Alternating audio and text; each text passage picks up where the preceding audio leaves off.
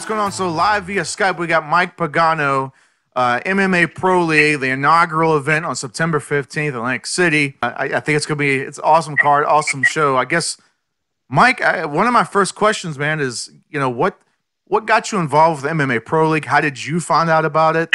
How were you approached? Did you approach them? I guess just kind of speak on that. Okay, yeah, so I got introduced. I was trying to get a fight since March, going back down to 140 or 150. Had a few offers for Elite Warrior Challenge in Virginia.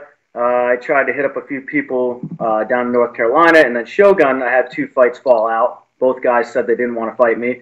So I've been having a crazy run since then, and then my good friend Sean Shorty Rock Santella messaged me, said they have an opening for this MMA Pro League, and I was like, all right, well, I just want to fight, so I could really use a fight here. I've been waiting almost a year now. Wow. And, Dan gave me a call. We hooked it all up and got me set to fight, and, yeah, good to go. So do you normally fight at 145, or are you a natural 155er? I'm both. People they messed up my stuff online. For some odd reason, it kept saying I was a welterweight. I've never fought at 170. If people think I'm really big, I don't walk around very heavy, honestly. I make 145 or 155. I had titles in both as an amateur at 145 and 155, so I can do either. Interesting. Yeah, the guy Zed, I actually did an interview with him. The guy you're facing, he was I think he said he's a natural 145er, but he's fighting at 155 for this, because it's at 155, right? This fight. Yeah. Okay. There was stuff that I don't know really what happened. The commission wouldn't let us fight at 45 for some reason. Something with I don't know if it was him. Well, apparently at first they said that it said I was 170 online, so I had to go to mixedmartialarts.com and have them fix that. Wow. The commission said they wanted to do a catchweight at 52. And then they're like, no, we're doing 155. So it's at 155. I know he said that he thinks I walk around really heavy. I saw his interview. Yeah, I saw your interview with him. He seems like a good earth guy. Yeah. You know what? And I think I've talked to a few of the guys, and everybody seems real down to earth, man. And going from Mark and Hani and the owners up top, everybody seems real down to earth, and it seems like it so far. I mean, maybe there's a few assholes in the crowd. I don't know. But, so far everybody seems real down to earth. Just seems like a really good group. And I think it's going to be an awesome card, man. And I'm really looking forward to it. I guess talk about, how did you get started with MMA, man? Like, how did you get, wanting to punch people in the face for a living? Is what I always ask people. How'd that come about? I mean, honestly, I don't tend to like violence too much. That's another thing too. With my nickname, I know Zed had mentioned that he was bullied a lot. I saw his interviews, stuff like that. That's not why they call me the bully. Real quick, when I started training at Team Rock in North Carolina, Fayetteville, North Carolina, outside of Fort Bragg, yeah. You get your run-in-the-mill guys that just come in, and they ain't wearing a gi, and they try to take it to somebody, or they try to hit them the wrong way and stuff like that. They're assholes in the gym. They're dickheads. Yeah. So I was the guy that the coach would be like, Mike, go handle that and humble them. So the bully's bully is too long of a nickname. So it went about, they started calling me the bully, and that's how I got my nickname. Growing up, fighting and stuff like that, I was one of 2 white kids in the neighborhood in Freehold Borough when I grew up down there. I got beat up every day. I got my bike stolen. My grandma used to put me in some tight-ass Wranglers to go to school. Kids, I had a kid come out from a bush one day and say he would rob me, but it doesn't look like I can get my hands in my pockets. So he punched me in the face and took off and took my shoes. Oh. Stuff like that. Yeah. When I joined the military in 2005, because I had a wrestling background, I joined the military in 2005. I did my little stint. I started doing what they call modern army combatives after I went downrange. And I met some guys when I came back from 3rd Group Special Operations. And we all started, they invited me out to their house. And they liked, they thought I had some heart and so I could wrestle, things like that. And they asked me if I'd like to get involved in some things. And I said, well, I've kind of done jiu-jitsu prior to joining the military, which I did just a little bit. Yeah. And they're like, hey, come on out. Man, bro, I walked around back then at like 75, 80. These boys were like anywhere from 200 to 260 pounds. And I'm not talking about fat. These dudes were big dudes. Just and solid. Yeah. Oh, God. And 3 of them were pro fighters already. Wow. Breeze was already a pro fighter. I think he had like 14 fights already. Man, I was getting tapped from just being mounted at times, you know? Yeah. We all trained out of a garage for like my first 3 fights as an amateur when I first started. And then I started doing jiu-jitsu with a coach of mine who was in 3rd group named Alan Shabaro. He's a black belt under Carlos Machado. And when he moved to Texas is when I got involved with Team Rock. That's where Tim Kennedy's out of. Mm-hmm. Greg Thompson runs it. We all, I met a friend of mine named Jesse Herzog, who's my brother. I met him, and we started now our own jiu-jitsu program together. Herzog Pagano Jiu-Jitsu. We're both under Renzo Gracie now. And from there, we just kind of took off. I had no stand-up whatsoever back then. I would just think like, all right, well, head taps a jab, take it down, beat you up on the ground. Thank God. Like I would just win, I guess, with heart. Yeah. When we went through those camps, came about, met 2 other guys named Nick Grady and Kyle Trujillo. And the story goes from what Coach Seth used to say, Seth Stevenson says, is that people knew when we were in the gym. We were the hardest workers in the gym. We lived in the gym. We trained together. We ate together. We spent weekends together. We were a family. We were tight. We worked out together. We did everything. Yeah. He started calling us the 4 Horsemen. Mm. Oh, and I'm a huge wrestling fan, so I love Ric Flair. So, I kind of took off with it. And from then on, man, it was all just downhill from there. After my stint in the military and teaching out of Team Rock and stuff like that, I moved and traveled the world a little bit, teaching close quarters combat training to officers and DOD and military, and I just kept progressing. How important is it to you to kind of, you kind of touched on it, to be at this, the very first show, and the thing, the feeling that I get, and I get this feeling from the top down, and I think it's very contagious, is not to knock any other promotions or any other companies, nothing like that. It just feels to me, it feels bigger than, say, the average, say, a regional show or something like that. Like I said, I'm not knocking anybody, nothing like that. It just feels bigger. It feels like that, with all the experience Mark has, with all the experience Hani has, it really feels like they're building something, building something big and building a brand. And I know that the team-based MMA thing has been tried and, in the past, and it didn't really do so well then, but I think maybe the MMA community wasn't quite ready, and maybe they didn't quite have the formula. And I think that just the impression I get from these guys is that they've done their homework, they've done their research, obviously, and I think that I think they really hit the nail on the head, so to speak. I guess, how important is it to you to be at the very first show, be right there at the beginning of it? The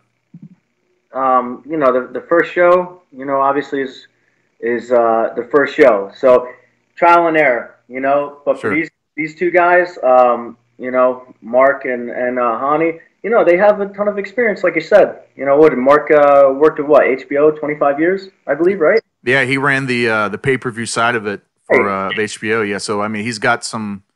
You have to imagine he's got some powerful contacts and some contacts, brand and marketing. He's a smart, down to earth. These guys, they check on me all the time, make sure I'm okay, things like that. Cool. And I'm sorry if I don't get right back to you, but they're good people. They are.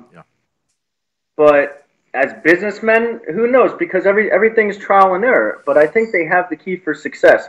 Back in the day, remember they had IFL and all that, because Tim and Dan were on it. Yep. And kind of just went downhill from there. But again, mixed martial arts has changed since then. Like, I'm old, so I started fighting in '08. You know, I remember back in the day, a dude didn't make weight. They'd be like, "Hey," to a guy in the crowd, "What do you weigh? Come on down." You know, stuff like that. Oh, you don't need a blood test. You know, it's crazy back then. Wow. Martial arts has evolved. You Yeah. got to think about it like that. People are doing different things. Uh, People are, you know, obviously their dieting's better, their mind and mentality is better, the way they do business is better. Yeah. Um, you know, and I think the only bad thing about it is that some people talk too much. That's the only thing. I like to remain as humble as possible. I don't talk. There's no need to. Um, you know, mixed martial arts has definitely taken a huge change. But you know, Mark and Hani are smart businessmen, Yeah. and I think they have a touch on what needs to be done. And we'll see on the first show how the dry run goes. Hey, speak on that because I can touch base on maybe I can make a good comparison for you. So, with the way MMA, like you said, has evolved for better or for worse, the way it's evolved in the past 10 years. Do you think that too many other promotions, smaller promotions, or let's say even Bellator is a good example. You think people are too comfortable in the way UFC presents their product and the way UFC does things? Because I swear that it seems like if you've seen one MMA show, it's like an exact replica of a UFC show. Like they try to model it, right? And Yeah. compare it to you like pro wrestling, right? So a lot of the back in the WCW days and everything else, you can't just run the same show as Raw. Nitro can't be the same as Raw. It had to be different. Monday Night Wars, man. That's why they had the Monday Night Wars. It was better, Exactly, you know? exactly. And it had to be different. It had to set themselves apart. And I think some of these MMA quite hasn't, maybe it hasn't quite gotten that or picked up on the that kind of aspect, like the presentation aspect, right? Um, I guess it's just interesting to me. It's an interesting point you brought up that um, about how things are so different, and like I said, for better for worse. I guess compare it to wrestling, man. I guess how do you see MMA? Where do you see MMA going in the next 10 years, just as a whole?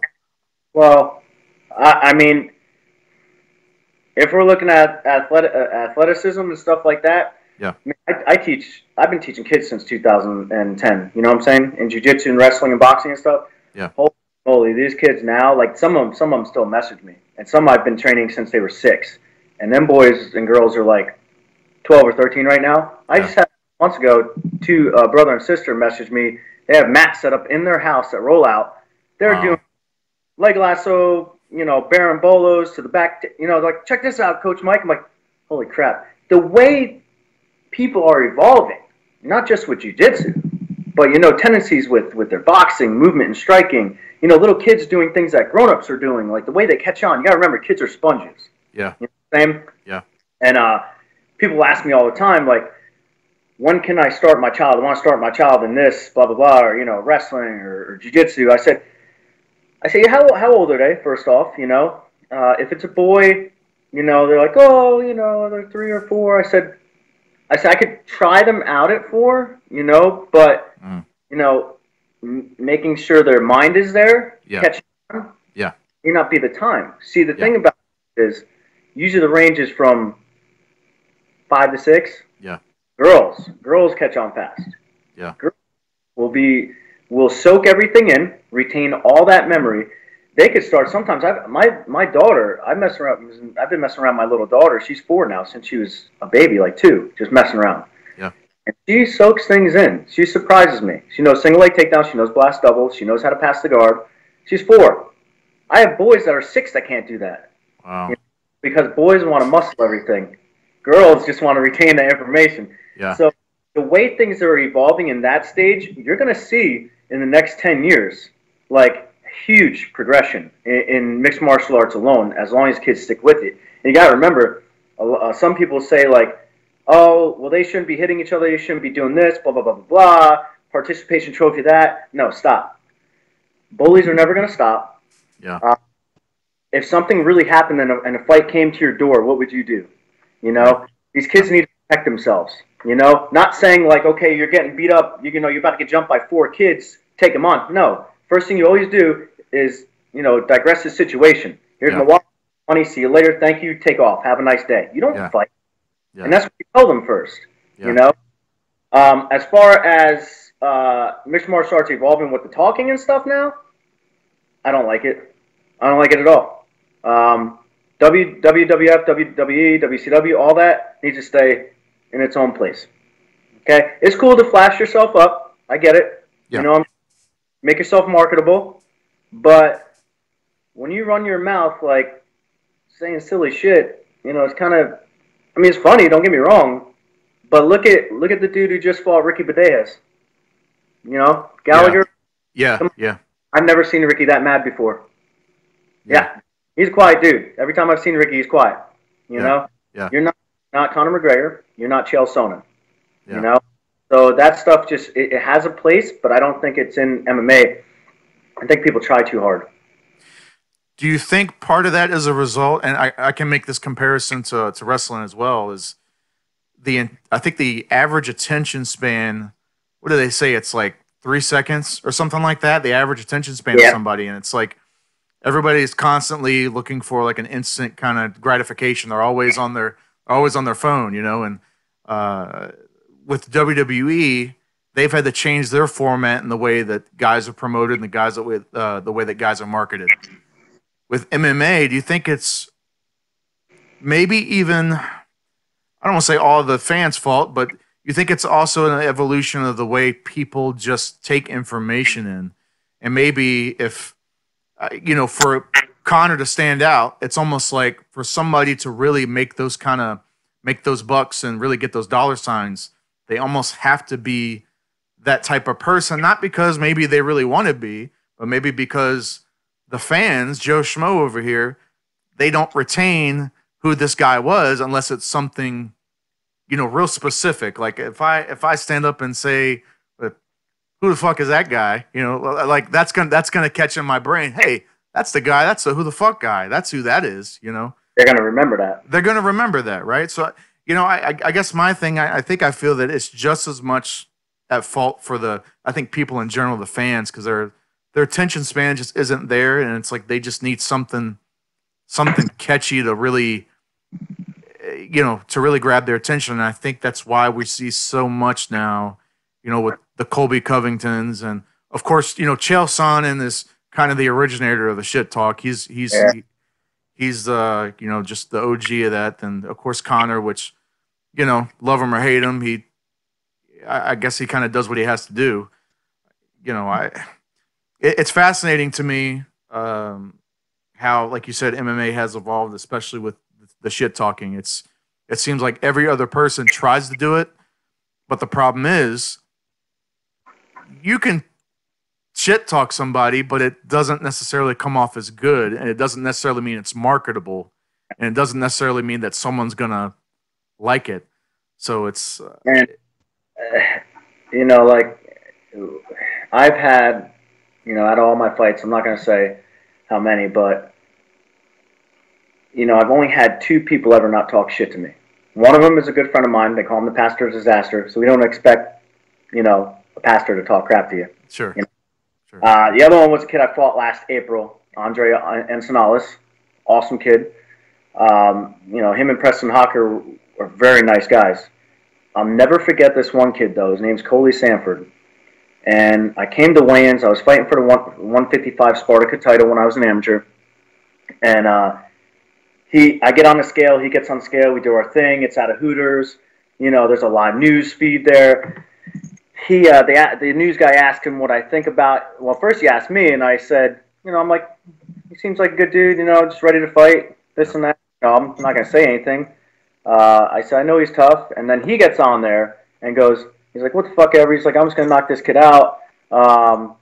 Actually, tell you the truth, I'm gonna wear fucking Hooters shorts when I beat his ass. I shit you not. I shit you not. You can find this fight online. This kid came to the fight with spandex underneath, and he fought me in Hooters shorts. He's never fought since. wow, Good kid. He messaged me after the fight. He was humble afterwards, but yeah, not dick. He needed to be humbled. I don't like people like that. I don't like that. That was a bad fight for him. He got carried out in a stretcher. Wow. I don't like shit like that. I cannot stand shit talking. It does nothing. We're both going in there. We're both going in there. It's literally a combat sport. When you lock that cage, you are not jumping over that motherfucker. Right. No, we're both fighting each other. Right. So I guess fast forward now. So obviously we're less than a week away now, from fight night, and your opponent, Zed. I guess talk about what's your strategy going in, what's your game plan going in. How do you think his strengths and weaknesses match up with yours? I mean, me personally, I train for everything. Obviously, that's just the way it goes. Remember, this is mixed martial arts. This is not 1990 Hoist Gracie versus the world. You know? Right. So everything. We got to do everything now. Everybody's doing everything. He seems like a very well composed kid. He's good striking.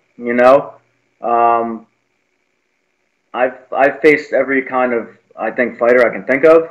Striking wise, wrestling wise, jiu-jitsu wise,